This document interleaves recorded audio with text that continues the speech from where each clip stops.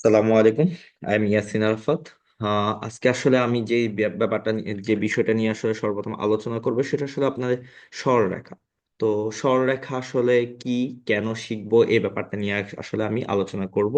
আমরা যদি দেখি আসলে সরলরেখা কি বা কেন শিখবো এই ব্যাপারটার দিকে যদি আমি একটু ফোকাস করি, আগে আসলে আমরা কেন শিখবো, কোথায় ইউজ করা হয় সেই জিনিসটার দিকে একটু তাকাই। তো আমরা যদি দেখি, আমরা আহ বাসা বাড়ি, যে বাসা বাড়ি রুম গুলা তৈরি করা হয়, দেখবেন যে এগুলা কতগুলা সরলরেখার সমন্বয়ে আসলে একটা রুমের রুমের আকার দেওয়া হচ্ছে, একটা দরজা তৈরি করা হচ্ছে, তাও আসলে অনেকগুলো সরলরেখার সমন্বয়ে তৈরি করা হচ্ছে। আপনি যদি তার মাথা দিয়ে তাকান, আপনি যদি দেখেন আমার যে স্ক্রিন, যে ল্যাপটপের স্ক্রিন, সেটা আসলে একটা সরলরেখার কতগুলো সমন্বয়ে তৈরি করা হয়েছে। একটা হোয়াইট বোর্ড একটা স্কোয়ার বিশিষ্ট। তো এই ক্ষেত্রেও আসলে আমরা দেখতেছি আসলে এটা তখন আসলে অনেকগুলো সরলরেখার ইউজ করা হচ্ছে। আপনি যদি এছাড়াও দেখেন রেলগাড়ি, রেলগাড়ির যে পথটা, ওইটাও কিন্তু অনেকগুলো সরলরেখার সমন্বয়ে তৈরি করা হচ্ছে, অনেকগুলো সরলরেখা। তাহলে আসলে আমরা অনেক জায়গায় দেখতেছি যে সরলরেখার ইউজ। সরলরেখার মধ্যে আমরা দেখবো কিভাবে এরিয়া নির্ণয় করা হয়। সো সেই এরিয়াটাও আসলে কোথা থেকে আমরা জানতে পারতেছি, সরলরেখা কোন একটা বিন্দুর অবস্থান, কোথায় অবস্থান করতেছেন আপনি, আপনার অবস্থান যদি ফাইন্ড আউট করতে হয়, তখন আসলে আমাদেরকে সরলরেখার হিসাবেই যাইতে হবে, সরলরেখাকে ইউজ করতে হবে।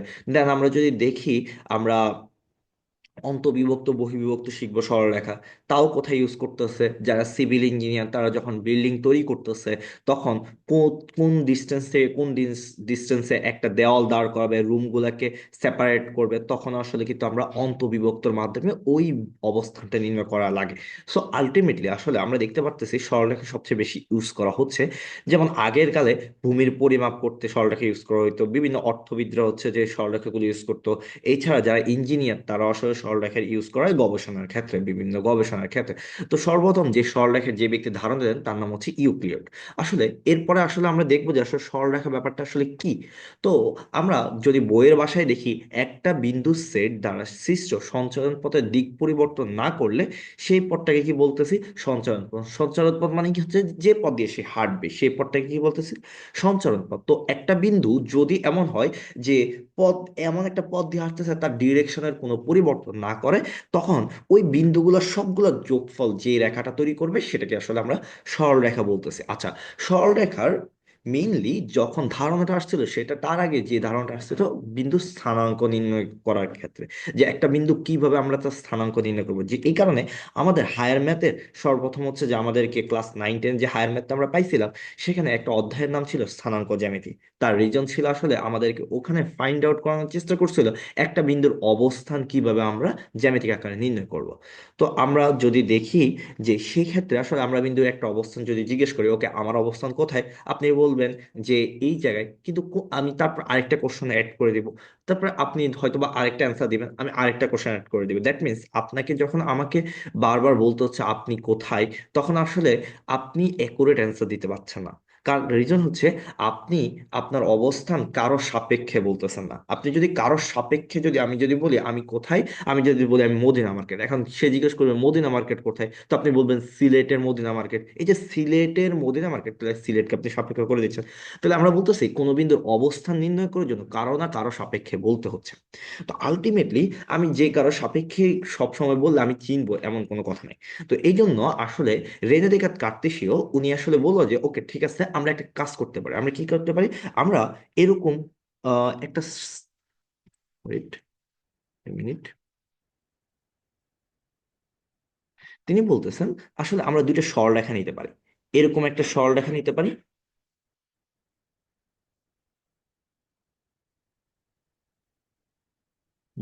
ওয়েট, একটা মিনিট, আমাকে একটু একটু টাইম দেন। ওকে, উনি বলতেছে আমরা এরকম একটা সরলরেখা নিতে পারি, লম্ব, ওয়াই অ্যাক্সিস বড়, মানে উপরের দিকে কি বলে, ভার্টিক্যাল। আরেকটা নিতে পারি হরিজন্টাল লাইন। এই হরিজন্টাল লাইনটাকে বলতেছি এক্স অক্ষ, এবং ভার্টিক্যাল লাইনটাকে বলতেছি ওয়াই অক্ষ।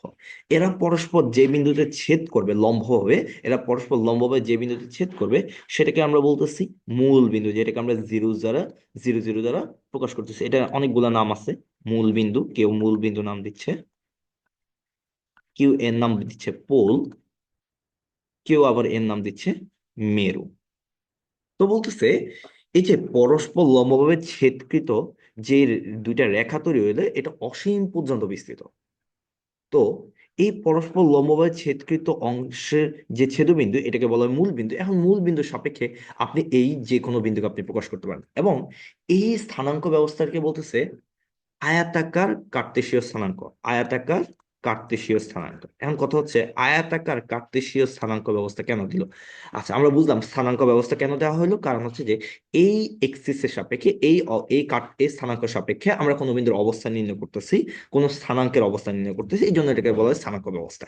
এখন কথা হচ্ছে কেন এটার নাম আয়াতাকার দিল আর কার্তেশীয় কেন দিল, ব্যাপারটা এটা বোঝার চেষ্টা করি। আচ্ছা, আয়াতাকার, আয়ত কেমন? আয়তর হচ্ছে দুইটা বিপরীত বাহু সমান, বিপরীত বাহু দ্বয় হচ্ছে পরস্পর সমান, এবং মানে দুইটা বাহু অসমান বলতে গেলে, এবং তারা পরস্পর কত ডিগ্রি অ্যাঙ্গেল করে অবস্থান করে? সবসময় লম্বভাবে অবস্থান করে। তাই আমি দেখতে পাচ্ছি এই যে এরা পরস্পর যখন ছেদ করছে, তাহলে প্রত্যেকটা কোণ কত ডিগ্রি করতে অবস্থান করছে? লম্বভাবে ছেদ করছে। দ্যাট মিনস আয়তের শর্ত মানছে। এখন আপনি বলতে পারেন আচ্ছা ভাইয়া, তাহলে তো হচ্ছে চারটা বাহু সমান বর্গক্ষেত্র, তারও তো আসলে প্রত্যেকটা বাহু, প্রত্যেকটা 90 ডিগ্রি কোণ, তাহলে আপনি এটা বর্গাকার কেন বললেন? তার রিজন হচ্ছে, দেখেন তো এটা অসীম পর্যন্ত বিস্তৃত, এই রেখাটা অসীম পর্যন্ত বিস্তৃত, আর অসীম কখনো অসীমের সমান হয় না। দ্যাট মিনস এটা আর এটা কি ডিফারেন্ট। তো এটা কিন্তু আয়তই কিন্তু এই শর্তটা, আয়তের এইটা আর এই বাহু কি ডিফারেন্ট হয়, তো এটাকে আয়ত মানতেছে না। দ্যাটস এটার নাম করা হয়েছে আয়তাকার। আর যে ব্যক্তি আবিষ্কার করছে তার নাম অনুসারে এটার নাম করা হয়েছে কার্তেশীয়। তো এই পুরো জিনিসটাকে বলা হচ্ছে আয়তাকার কার্তেশীয় স্থানাঙ্ক ব্যবস্থা, কারণ এর সাপেক্ষে কোনো বিন্দুর অবস্থান নির্ণয় করা হচ্ছে। তো আয়তাকার কার্তেশীয় স্থানাঙ্ক ব্যবস্থায় যে দুইটা ডাইমেনশন, আমরা টু ডাইমেনশনে, যেখানে হচ্ছে এক্স এক্সিস এবং ওয়াই এক্সিস আছে, আমরা কোনো বিন্দুকে প্রকাশ করার জন্য, যেমন পি বিন্দু, এই বিন্দুকে প্রকাশ করার জন্য আমরা লিখি যে পি এক্স কমা ওয়াই। এক্স মানে হচ্ছে যে ডানে বা বামে যাবে ভুজ, এক্স এর বাংলা হচ্ছে, এই এক্সটাকে আমরা বাংলাতে বলি ভুজ, আর ওয়াইটাকে বলি কোটি। এক্স এর ভ্যালু যেটা নির্দেশ করে আপনি ডানে যাবেন না বামে যাবেন, এটা আসলে এক্স এর ভ্যালু নির্দেশ করে। বাট ওয়াই নির্দেশ করে কি আপনি উপরের দিকে যাবেন না নিচের দিকে যাবেন। এক্স এর ভ্যালু যদি পজিটিভ হয় তাহলে আমরা ডানে যাব, এক্স এর ভ্যালু নেগেটিভ হলে আমরা বামে যাব। ওয়াই এর ভ্যালু যদি পজিটিভ হয় তাহলে উপরে যাব, ওয়াই এর ভ্যালু নেগেটিভ হলে নিচে যাব। ওয়াই এর ভ্যালু কিন্তু আরেকটা জিনিস নির্দেশ করে, সেটা কি? কোথায় বিন্দুটা বসবে, এটা কিন্তু আমাদেরকে বুঝতে হবে। ওয়াই এর ভ্যালু নট অনলি যে আসলে শুধুমাত্র ফাইন্ড আউট করে যে উপরে যাব নিচে যাব, না, আরেকটা জিনিসও নির্দেশ করে ওয়াই এর ভ্যালু, সেটা হচ্ছে কোথায় বিন্দুটা বসবে। তাহলে ওয়াই এর ভ্যালু আসলে দুইটা জিনিস নির্দেশ করে, কোথায় বিন্দুটা বসবে এবং ডানে যাবে না বামে যাবে, সেই জিনিসটা আসলে ওয়াই এর ভ্যালুই নির্দেশ করে। ওকে, আমরা আসলে তাহলে বুঝতে পারছি। তাহলে বইয়ের ভাষায় আয়তাকার কার্টেসীয় স্থানাঙ্ক বলতে কি বোঝাচ্ছে? কোন সমতলে লম্বভাবে অবস্থিত পরস্পর ছেদ দুইটি নির্দিষ্ট সরলরেখা, যেটাকে আমরা বলতেছি এক্স অক্ষ এবং ওয়াই অক্ষ, সরলরেখাকে আয়ত অক্ষ। এটাকে আয়ত অক্ষ কেন দেওয়া হয়েছে আমরা অলরেডি বলছি। তাদের ছেদবিন্দুকে বলা হয় মূল বিন্দু বা পোল বা মেরু। উক্ত রেখা দ্বয়ের আনুভূমিক রেখাটা মানে হচ্ছে যে হরিজেন্টাল যে রেখাটাকে আছে এটাকে এক্স অক্ষ, এবং ভার্টিক্যাল যে লাইনটা উলম্ব অক্ষ, যেটাকে ওয়াই অক্ষ নামকরণ করা হয়েছে। এই সমতলকে বলা হয় আয়াতাকার কার্তেশীয় সমতল। রেইনা ডেকার্ট কার্তেশীয়, তার নাম অনুসারে এটাকে আয়াতাকার কার্তেশীয় স্থানাঙ্ক ব্যবস্থা বলা হচ্ছে। Okay fine. আচ্ছা, এরপর আসলে সর্বপ্রথম যখন এই স্থানাঙ্ক ব্যবস্থা আমরা নির্ণয় করা হয়ে গেছে, তাহলে এখন আমাদের বিন্দুর অবস্থান নির্ণয় করতে হবে। ওকে, বিন্দুর অবস্থান আমরা আসলে কয়টা ভাবে প্রকাশ করতে পারি? আমরা দেখতে পাচ্ছি দুইটা ভাবে আসলে বিন্দুর অবস্থান প্রকাশ করা যায়। একটা হচ্ছে কার্তেশীয় স্থানাঙ্ক ব্যবস্থা, আর একটা হচ্ছে পোলার স্থানাঙ্ক ব্যবস্থা। আচ্ছা, তো আমরা দুইটা ব্যাপার বোঝার চেষ্টা করি। আসলে আসেন আমাদের এর পরবর্তীতে যে জিনিসটা আমরা নিয়ে আসবো সেটা আসলে আহ কার্টেসীয় স্থানাঙ্ক ব্যবস্থা বা পোলার স্থানাঙ্ক ব্যবস্থা। তার আগে আসলে আমি এখানে একটা কিছু দেখানোর চেষ্টা করছিলাম যে আহ একটা বিন্দু, ধরেন হচ্ছে যে আমি বললাম হচ্ছে পি একটা বিন্দু যেটা এক্স কমা ওয়াই। তো এটা কার্টেসীয় স্থানাঙ্ক যেহেতু এক্স কমা ওয়াই দেওয়া আছে, তো আমি যদি জিজ্ঞেস করি পি বিন্দুটা এক্স অক্ষ থেকে কত দূরত্বে অবস্থিত, তো আপনি বলবেন যে এই যে দেখেন তো, পি বিন্দু থেকে যদি আমাকে যাইতে হয় তাহলে ডান বরাবর এই যে ডানের দিকে এক্স একক এবং উপরের দিকে ওয়াই একক পথ অতিক্রম করতে হবে। তাহলে আমি যদি জিজ্ঞেস করি পি বিন্দু থেকে এক্স অক্ষের দূরত্ব কত, তো আপনি দেখবেন যে আসলে ওয়াই, মডুলাস অফ ওয়াই। তো এখানে কি হবে? এক্স অক্ষ হতে পি বিন্দুর দূরত্ব হবে মডুলাস অফ ওয়াই। এক্স অক্ষ হতে পি বিন্দুর দূরত্ব বা পি বিন্দুতে এক্স অক্ষের দূরত্ব কত? Modulus of Y. আর যদি আমরা দেখি পি বিন্দু থেকে ওয়াই অক্ষের দূরত্ব, সেটা কি এইটুকু না? দেখেন তো এইটুকু না? এইটুকু আর এইটুকু কি সমান না? তাহলে এটা যদি এক্স হয় এটাও কত হবে? এক্স। আর দূরত্ব যেহেতু নেগেটিভ হবে না, এই জন্য পি বিন্দু থেকে ওয়াই অক্ষের দূরত্ব হবে কত? Modulus of y. কথাই বুঝতে পারছি? আচ্ছা, আমরা এর পরবর্তী একটু যাই। ওকে, আমরা এবার বিন্দুর অবস্থান নির্ণয়ের কথা বলতেছিলাম। Okay fine. আমি একটু ডিটেলস যদি আপনাদেরকে দেখাই যে বিন্দুর অবস্থান, তো আমি এক্স মানে কার্টেসীয় স্থানাঙ্ক ব্যবস্থায় কোনো বিন্দুর অবস্থান আমি ইজিলি নির্ণয় করতে পারি কিভাবে? যেমন আমরা দেখছিলাম, এইরকম একটা যদি স্থানাঙ্ক ব্যবস্থা দেওয়া থাকে, ধরেন এখানে একটা পি বিন্দু দেওয়া আছে। তো পি বিন্দু হচ্ছে 4,3। তো আপনাকে বলতেছি, আচ্ছা আপনি হচ্ছে পি বিন্দুতে যাবেন। তো পি বিন্দুতে যেতে হলে আপনাকে কিভাবে যাইতে হবে? আপনি বললেন, ওকে, আমি এক্স এক্সিস বরাবর 4 একক এবং ওয়াই এক্সিস বরাবর 3 একক গেলেই আসলে আমি পি বিন্দুকে পেয়ে যাব। আচ্ছা, ওকে, ফাইন, কোনো সমস্যা নেই। এখন কি হইলো? এমন হইলো যে ধরেন আপনার এক বন্ধু, আপনার বন্ধু আপনার বন্ধু একটা বাইক আছে। তার বাইকে 1 লিটার তেল আছে। এখন 1 লিটার দিয়ে সে কত কিলোমিটার পথ অতিক্রম করতে পারে?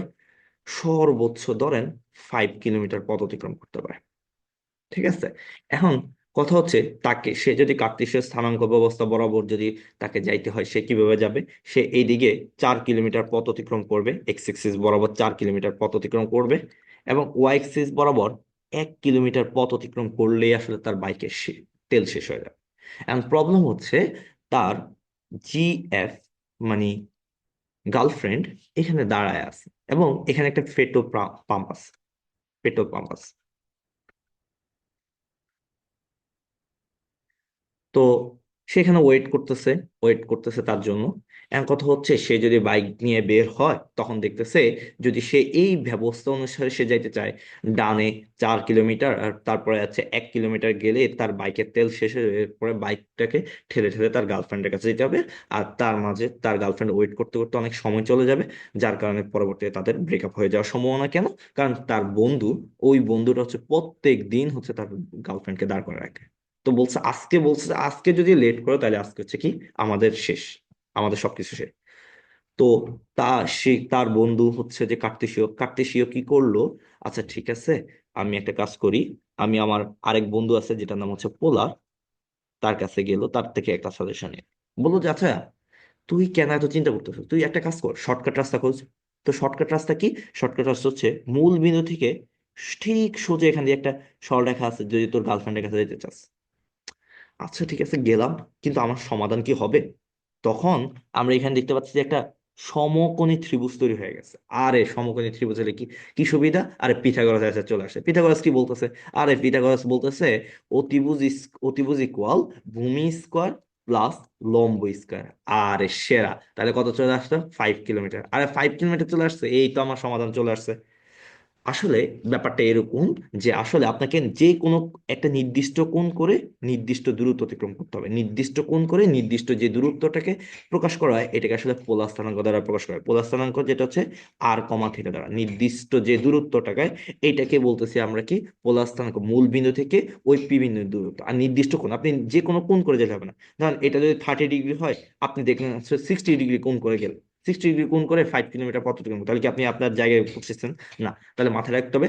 আবার আপনি 30 ডিগ্রি গেলেন কিন্তু 5 কিলোমিটার গেলেন না, যে কোনো কিলোমিটার চলে গেলেন, তাহলে কি আপনি নির্দিষ্ট গন্তব্যে পৌঁছাবেন? না। তাহলে এখানে দুইটা জিনিস মাথায় রাখতে হবে: নির্দিষ্ট কোণ এবং নির্দিষ্ট দূরত্ব। তো এই যে নতুন একটা ব্যবস্থা তৈরি হয়ে গেল যে আমার ওই জায়গায় যাওয়ার, তো ওই জায়গায় যাইতে, পি বিন্দুতে যাইতে নতুন যে ব্যবস্থাটা, এটাকে বলা হচ্ছে পোলার স্থানাঙ্ক, যেটাকে আর কমা থিটা দ্বারা প্রকাশ করা হয়। আর যে কার্টেসীয় স্থানাঙ্ক, যেটাকে আমরা এক্স কমা ওয়াই দ্বারা প্রকাশ করা হয়। আচ্ছা, ওকে, আমাকে যদি এখন দেওয়া থাকে কার্টেসীয় স্থানাঙ্ক পোলারে কিভাবে যাব, এই জিনিসটা আমরা একটু দেখার চেষ্টা করি।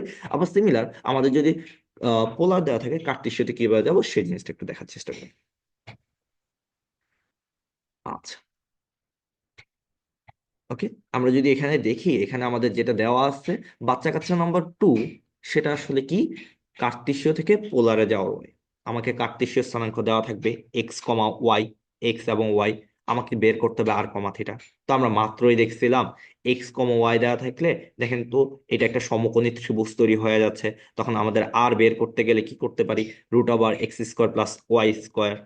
আর থিটা, থিটার জন্য আসলে আমি একটু কথা বলবো, এখানে স্টার দিয়ে রাখি। থিটা নিয়ে কথা আছে, কারণ থিটা আমরা এইভাবে নির্ণয় করতে পারি: থিটা ইকুয়াল টেন ইনভার্স, যেহেতু আমাদের লম্ব দেওয়া আছে, ভূমি দেওয়া আছে, তাহলে আমরা টেন থিটা দিতে পারি। টেন থিটা ইকুয়াল কি? লম্ব বাই ভূমি। তো থিটা ইকুয়াল টেন ইনভার্স লম্ব বাই ভূমি, মানে ওয়াই বাই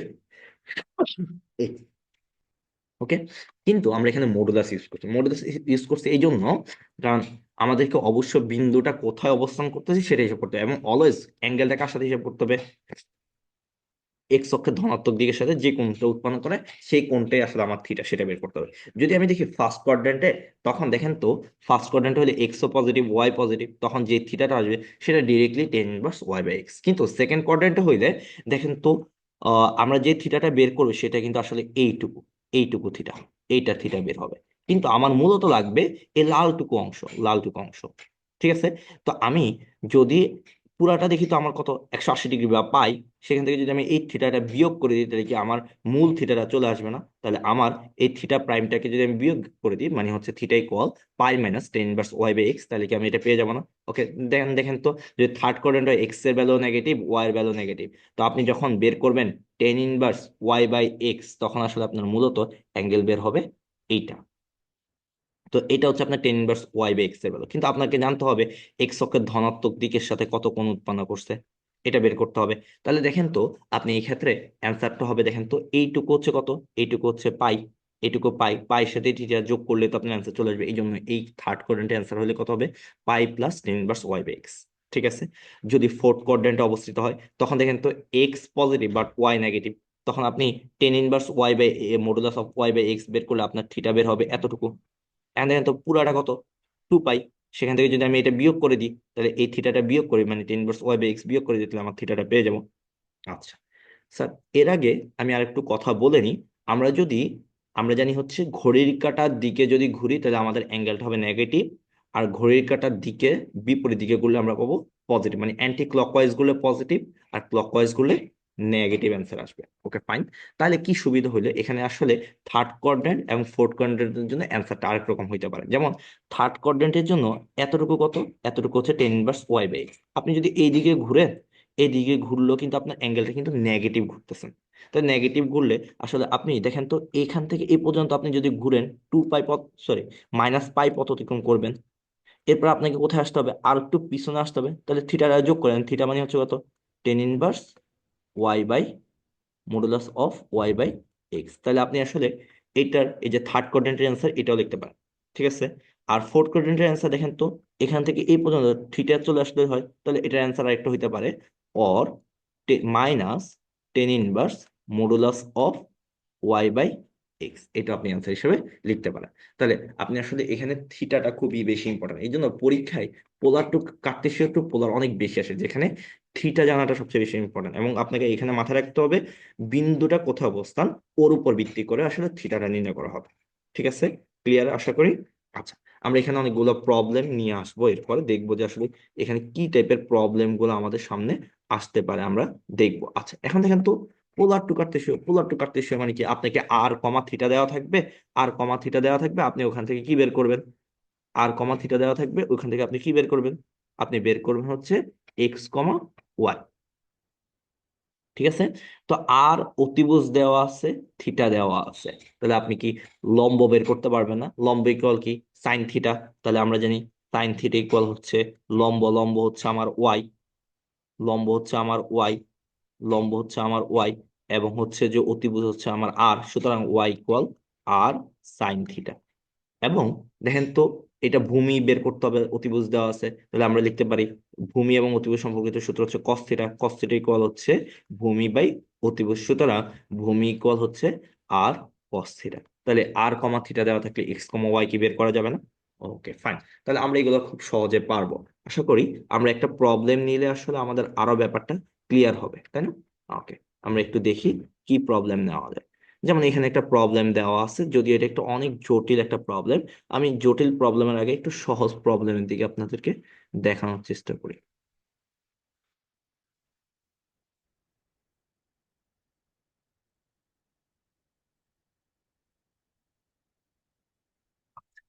আগে দেখেন, ধরেন আপনাকে একটা বিন্দু বলে দেওয়া আছে 1,1, আরেকটা বিন্দু দেওয়া আছে -1,-1। তো এই দুইটা বিন্দু দেওয়া আছে যে এটাকে পোলার স্থানাঙ্কে প্রকাশ করেন, এটাকে পোলার স্থানাঙ্কে প্রকাশ করেন, কারণ এখানে কোনো আর থিটা নাই, তাহলে আমরা বুঝতেছি এটা হচ্ছে কার্টেসীয় স্থানাঙ্ক ব্যবস্থা, তাহলে এটাকে আর কমা থিটাতে প্রকাশ করতে বলছে। ওকে, তাহলে আমরা এখান থেকে আর ইকুয়াল লিখতে পারি, আর ইকুয়াল আমরা জানি √(x²+) ওয়াই স্কোয়ার। এটার জন্য লিখতে পারি r equal root over x square plus y square. That means এটা হচ্ছে -1 whole square plus -1 whole square equal যেটা আসতেছে 1 + 1 মানে হচ্ছে √2 লিখতে পারি। এখানেও লিখতে পারি 1 স্কোয়ার প্লাস 1 স্কোয়ার ইকুয়াল হচ্ছে √2। দেখেন তো এটা ক্ষেত্রে থিটা ইকুয়াল লিখতে পারি tan inverse y by x. Y এর ভ্যালু 1, এক্স এর value 1, that means tan inverse 1। কত ডিগ্রি? π/4। ওকে, এরপর যদি দেখি আমরা এটা কোন স্থানাঙ্ক পাচ্ছি, এটা ফার্স্ট কোয়াড্রেন্টে। তো ফার্স্ট কোয়াড্রেন্টও হলে 1 আর এদিকে 1 যেতে হবে। তাহলে এটা কি আসলে আমার থিটা না? তাহলে এটাই আমার অ্যান্সার। আচ্ছা, এখন যদি আমি দেখি সেকেন্ড, এটার জন্য টেন ইনভার্স বের করি। Theta equal tan inverse modulus of y by x, -1 by -1, যেখান থেকে আমরা আসলে টেন ইনভার্স 1, যেটা আসলে 45 ডিগ্রি। বাট এটা কিন্তু অ্যান্সার না, কারণ কি বিন্দুটা কততে অবস্থান করতেছে? -1, -1 মানে থার্ড কোয়াড্রেন্টে অবস্থান করতেছে। ঠিক আছে, তাহলে আমি যেটা বের করলাম সেটা হচ্ছে এই ছোট্ট করে থিটাটা, যেটা কত ডিগ্রি? 45 ডিগ্রি। আচ্ছা ফাইন। তাহলে আমি যদি বিন্দুর অবস্থান এইখান থেকে চিন্তা করি, এখান থেকে যে এক্স অক্ষের ধনাত্মক দিকের সাথে কত কোণ উৎপন্ন করছে, তাহলে দেখেন তো আমাকে এতটুকু পথ অতিক্রম করার পর এতটুকু কত পাই, মানে 180 ডিগ্রি। এরপর আরো 45 ডিগ্রি উৎপন্ন করতে অ্যাঙ্গেল সামনে যাইতে হচ্ছে, তাহলে আমার অ্যান্সার হইতে পারে কত? 225 ডিগ্রি। ওর আরেকটা যদি তাকাই দেখেন তো আমি এই দিক থেকে কত ঘুরে যেতে পারি। আমাকে এই দিক থেকে এইটুকু যাইতে হবে। আমি যদি পুরোটা যদি ঘুরি তাহলে -180 ডিগ্রি ঘুরবো। এরপর আমাকে আরো কতটুকু ব্যাক করতে হবে? 45 ডিগ্রি, পজিটিভ 45 ডিগ্রি। তাহলে হচ্ছে 48 ডিগ্রি যদি ব্যাক করি তাহলে যোগ করে দিতে পারি।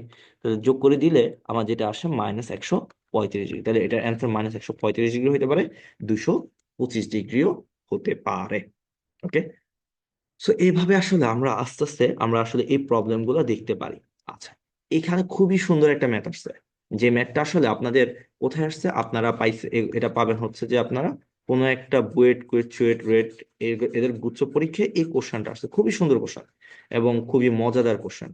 আপনি যদি বেসিক জিনিসগুলো একটু মাথায় রাখেন তাহলে আপনার জন্য ব্যাপারটা অনেক ইজি হয়ে যাবে, তাহলে আপনার জন্য অনেক সহজ হয়ে যাবে একদম বোঝাটা।